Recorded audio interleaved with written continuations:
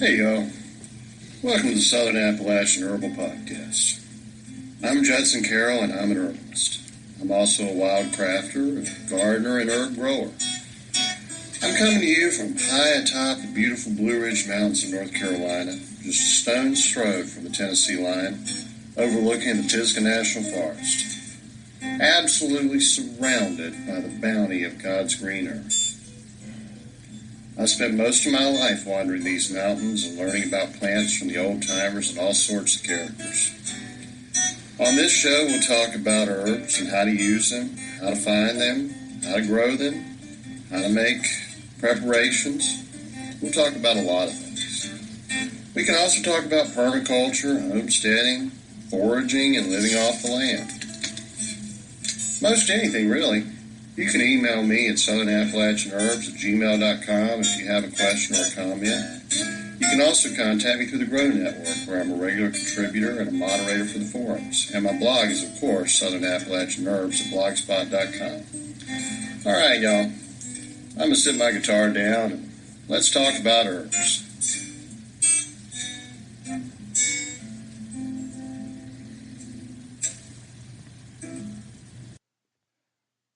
Hey, everybody. Welcome to the show. This week, I've got a real special treat for you. My friend Torey, that you've heard me reference many times, the herbalist from Canada, is going to be joining us for an interview. Torey is my go-to when there's a question that arises on the Grow Network forums that I can't answer. She's everybody's go-to. So far, we haven't stumped her yet. So I would say she's my fellow moderator on the forum, but actually I'm the only fellow that's a moderator. All the other mods and I think everybody that works there except the IT guy is a woman. So that makes me unique. And what makes Torey unique is she is a great herbalist with a wealth of knowledge. So Torey, why don't you say hi to everybody and tell us a little bit about your background and how you got interested in herbs. Well, hello everyone.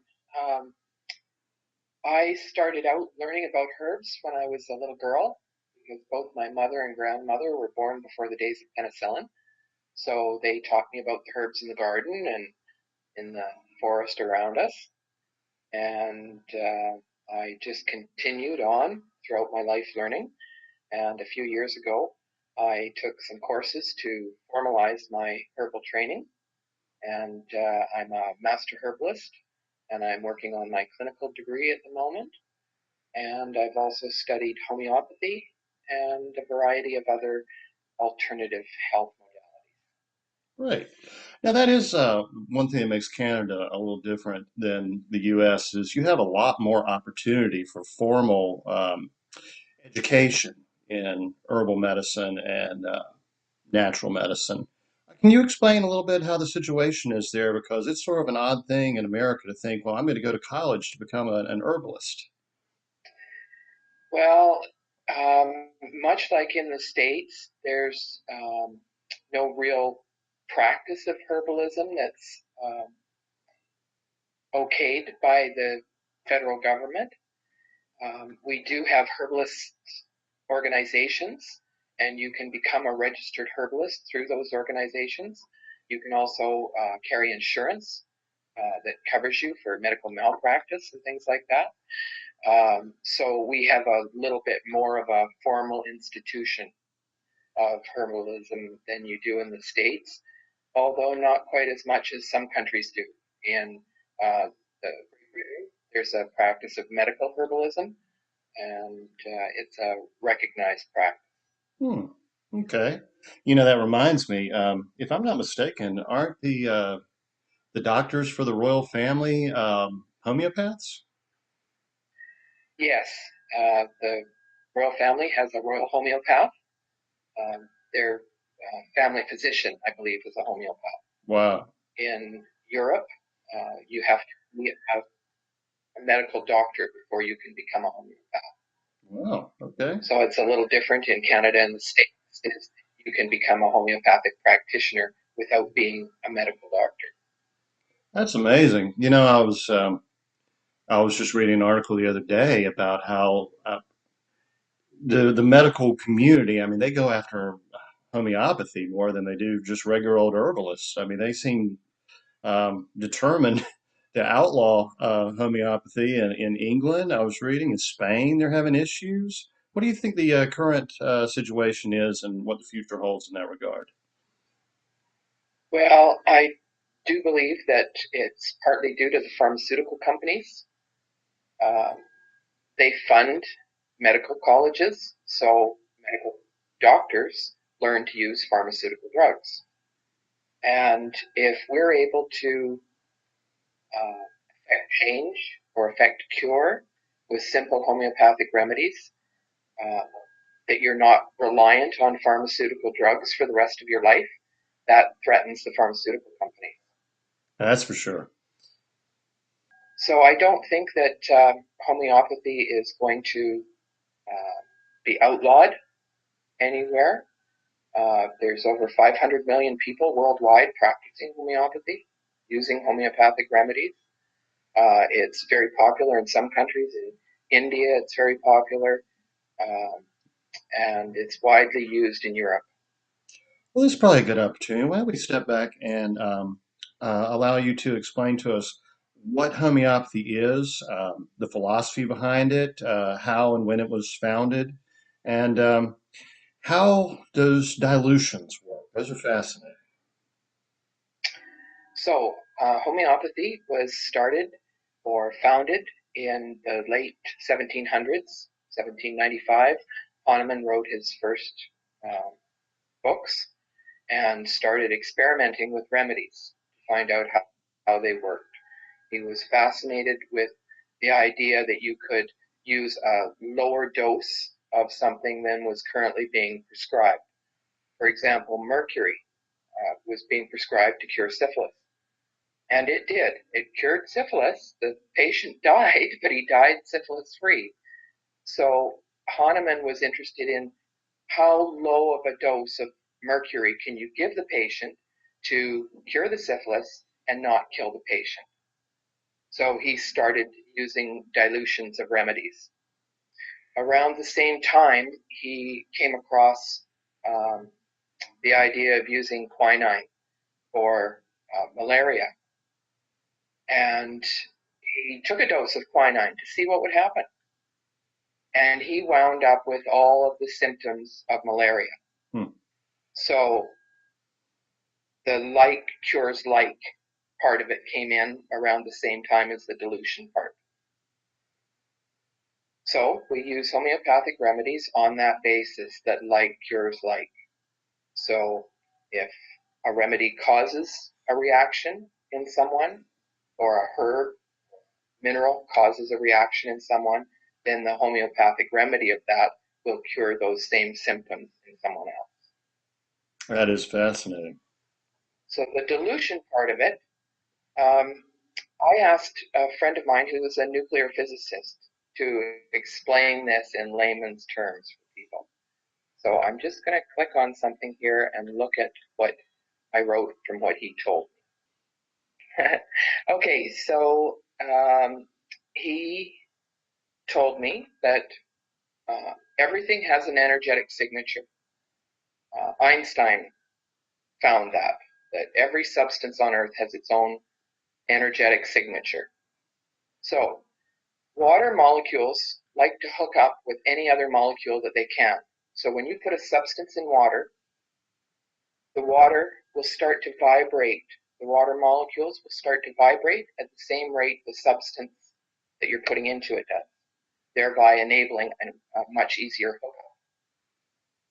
So the more you dilute and succuss a remedy, shake it up, the more the water molecules will start to vibrate at that substance rate or frequency, thereby potentizing the solution, so that when it enters the human body, it will continue to vibrate in the water molecules of your body, thereby energetically affecting the whole body.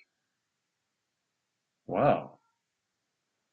I, I hope that was a fairly simple way of Oh, describing yeah. how it works. Yeah, it really reminds me a lot of Rudolf Steiner's bioenergetic gardening system, the way he would talk about energizing the water when he was making his preparations. And it's funny because the first time I heard him say, well, you could take nettles and soak them in water and then go out and spray them on your garden. And I'm thinking, well, that little, bucket of nettle water is not going to affect that entire, tons and tons of soil. And I thought, hey, that's kind of like homeopathy. Yes, exactly. And there's a field called agrohomeopathy where they're using that sort of thing to treat um, pests and fungus and other agricultural nemesises. Wow. Well, I didn't know that. That's cool. Um, so, like one of the remedies you recommend a lot is arnica, and you're kind enough to share a couple pictures with me last night about how arnica is so effective for wounds. Now, as an herbalist that uses more tinctures and teas and decoctions and all that, I don't even think of arnica in terms of internal use, though some of the older herbalists did. I think that's a great benefit of being able to use arnica in a way internally that is safe. Can you kind of give me a little idea about how the arnica works? Yes, arnica is one of our most commonly used homeopathic remedies. It's quite often the first remedy that people come across or learn about, and it's for blunt force trauma and bruising, or the shock of blunt force trauma. The pictures I shared with you were of an injury that my husband sustained a couple of years ago, and it was truly amazing how quickly two little white sugar pills worked to bring down the swelling and dispel any bruising. Uh, by the next morning, that should have been black and blue, and his whole eye should have been black and blue. But as you saw, the goose egg had diminished to very little swelling and was yellowish in color instead of black and blue. Hmm. And it wasn't just a bruise either. He had some bleeding too. Yes, he had a bit of a split in the middle of it that we had to put butterfly sutures on to hold it together. Hmm. Well, But it healed very well. yeah.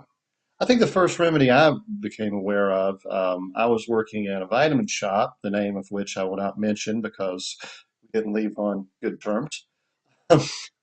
And I was having a terrible allergy attack, and someone said, hey, there's a homeopathic remedy over here for allergies. And it was those little sugar tablets. And I read the back of it. I'm like, there's no way this is going to work. And I took it, and my allergies cleared right up. How do those little sugar tablets work exactly? Was it What's that? allium cepa by chance? Was it Ye- allium cepa by chance? I believe it was.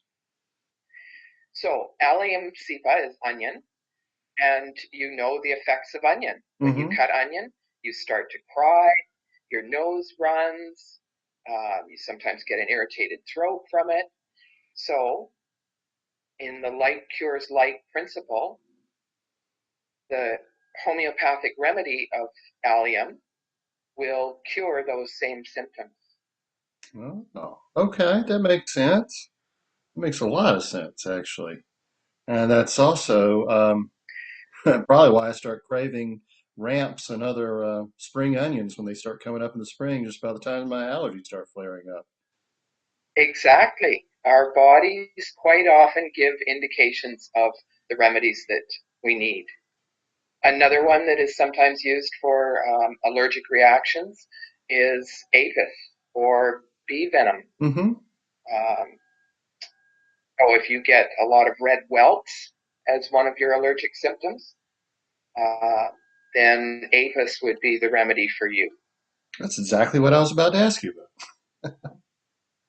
We've got a little, maybe a 2, 3 second delay between us here, so sometimes it may sound like I'm stepping on Tori when she's answering, but she hasn't heard me yet, and I haven't heard her yet. So, speaking of bees and flowers, how about those Bach flower remedies? What's the story behind those? Bach flower remedies are very similar to homeopathic remedies in that they're an energetic remedy, and they're made by taking the flower blossoms and putting them in a bowl of water and exposing them to sunlight for a few hours. And then you strain off the blossoms and you blend the water with a little bit of alcohol to preserve it, and that becomes your mother tincture. And you would take 7 drops and put it into a little vial and add some water to it, and that becomes your remedy. So it's very, very diluted, and you really are only getting the energetic imprint of those flowers. Wow. Now that's interesting. I've read about it in the past, but when I was trying to refresh my memory last night, I went to the worst source possible, and that's Wikipedia. And they basically said that the only effect of the Bach remedies was that they were almost pure brandy. But I mean, if you're taking 7 drops and diluting them in water, that's yeah, there's no validity to that statement, is there? No, and then you only take 7 drops of that. Oh wow. So the amount of alcohol that you would be is absolutely negligible. So Bach flower remedies are safe to give babies. They're safe to give pregnant women. They're safe for everyone. Well, you definitely see a lot of interesting things in your practice as an herbalist. Could you tell us a couple of stories of how you've helped people with herbs and maybe surprising ways, something that even surprised you at its efficacy? Well, that arnica picture was one of the uh, most amazing recoveries using arnica. I've also seen arnica oil used very effectively to dispel bruises. Someone I know was out snowboarding and came down on a small stump right in a very painful area. And by the time I saw it, it was completely black. Mm. And the next morning when I saw it, it was yellow, where he'd applied the oil. Uh-huh. And you could see where he missed because it was still black. Wow. So arnica is one of my go-to remedies, whether it be a homeopathic remedy or an oil, salve. Yeah. Oh, and the other thing that is so cool about Tori, she is also a wild crafter and a naturalist. She knows the plants in her area. She knows the plants in a lot of areas. Just the other day, someone said, "Hey, what plants will grow well in Nova Scotia?" I'm like, "I don't know anything about Nova Scotia." I asked Tori, "Boy, you got a list of plants? What'd you send me? About 30 or 40?" So, how'd you get into wildcrafting and such? I've always lived in very rural areas, and part of it was teaching my children what to eat, what not to eat when they're in the bush. So you learn about the poisonous as well as the edible, and in doing so, you learn about the medicinal properties. Hmm. What have you gathered recently? I know you're in the dead of winter still up there. Yes, we are, but I was out picking Doug fir needles Oh, the other day. Um, yes, I've got a recipe for Douglas fir olive oil cake that's really lovely. oh, neat. That's cool. Maybe you can share that one on the Yeah, Grow Network. actually, it's in Rosalie de la Foret's book, Wild Remedies. Oh, yeah, that's a good one. Yeah, um, so it'll be cottonwood bug season soon, Hmm. and then it'll be spruce tips. Hmm. And by the time the spruce tips are ready, there should be green stuff on the ground that's ready to violet leaves, Right. uh, any of the early spring greens. Hmm. My favorites. But still have quite a bit of snow in the backyard right now, so it'll be another month or two. Well, that's one thing I don't envy about where you live, that's for sure. We are right in that transition period right now. It is 80 degrees and sunny. There is not a thing green on the ground except I did see one tiny little dandelion that was poking up. And even the forsythia is just barely starting to get little leaves, and the cherry trees are just tiny, starting to bud out. but the pear trees are about to come in around here like crazy, and my whole head is going to be swollen up like a pumpkin for the next month. Well, I recommend you get some allium cepa and try that again. Absolutely, absolutely. And if they'll just hold off a week or so, maybe I can find a few nettles. Or did you know mimosa blossoms? If you make a tincture of mimosa blossoms, it actually reduces the mast cells. It's a wonderful, like reverse antihistamine. No, I wasn't aware of that. Mimosa is not one of the plants that grows here, so Oh yeah. I'm much more familiar with plants that grow in my area. But nettle is a good one to start taking before your allergies start. Hmm. Well, ragweed leaves is a good one. Got to try to spot some of that soon too. Yeah, yes. You can get ragweed as a homeopathic remedy as well. Oh, okay. I didn't know that. I'll have to look for that. Yes, and you've talked quite a bit about poke root Oh yeah. and phytolacca. It's one of our what we call our polycrest remedies, which are the most commonly used. So we use poke root quite a bit in homeopathy, Really? And what's it used for? and I actually have a study where in homeopathy, because it's such an individualized treatment to each person and their Hmm. particular symptoms, that it's difficult to do generalized studies on. But they did do a study on phytolacca for melanoma, and were quite startled at the results. Wow, really? Really? Hmm. Yeah, Yeah, I had a friend, I think she was in Pennsylvania, who was doing a study. It was part of her protocol for Lyme disease as well. It's so good ah, at cleansing the lymph and giving a little poke to the immune system, yeah, Well, all right. yeah. It's used in Well, go ahead. I oh, didn't mean to cut sorry, you off. No, that's all right. it's used in homeopathy for things like chronic rheumatism, Hmm. conjunctivitis, psoriasis, and other skin diseases. So yeah, very much about clearing the lymph. Yeah. Was there anything else you'd like to share with us? Um, Everybody, go out and get some arnica, homeopathic arnica, and keep it in your medicine kit. Absolutely. Sage words right there. Well, Tori, it's been great. I really appreciate you joining us. And this show will go live on Monday. So you're about to be an international celebrity. Uh, Thank you very much for having me. It was very nice chatting with you. As always, as always. We have great conversations on the Grow Network too. And everybody, come join us on the forums. We Yes. are actually as friendly as we appear to be. All right, I'm gonna wrap this show up. All right, y'all. Thanks for joining us. I hope you learned a little bit. There's going to be a lot more to explore. I'll put some links that you can follow on the show notes. And don't forget free herb classes on Rumble. Lots of information on my blog, southern-appalachian-herbs.blogspot.com. And we'll see you next week. Have a good one. The information in this podcast is not intended to diagnose or treat any disease or condition. Nothing I say or write has been evaluated or approved by the FDA. I'm not a doctor.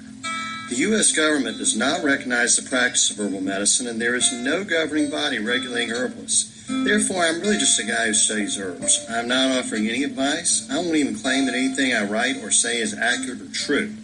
I can tell you what herbs have been traditionally used for. I can tell you my own experience and if I believe an herb has helped me. I cannot nor would I tell you to do the same. If you use an herb anyone recommends, you are treating yourself. You take full responsibility for your health. Humans are individuals and no two are identical. What works for me may not work for you. You may have an allergy, a sensitivity, an underlying condition that no one else even shares and you don't even know about. Be careful with your health. By continuing to listen to my podcast or read my blog, you agree to be responsible for yourself, for your own research, make your own choices, and not to blame me for anything ever.